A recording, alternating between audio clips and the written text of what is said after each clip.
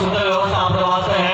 Beach में अगर जगह जगह भी आपने खाली लगे थोड़ा थोड़ा आगे बढ़ा दो आप लोग, ताकि लाला आने वाला सभी भक्तों ने भी बैठने की व्यवस्था मिल सके। यदि आपने हाथ जोड़ने की विनती है। चलिए भाई श्री दीपक जी राठौड़ का बहुत बहुत धन्यवाद है। बहुत से की हाजिरी आप सभी के बीच में करवाने की। महाराज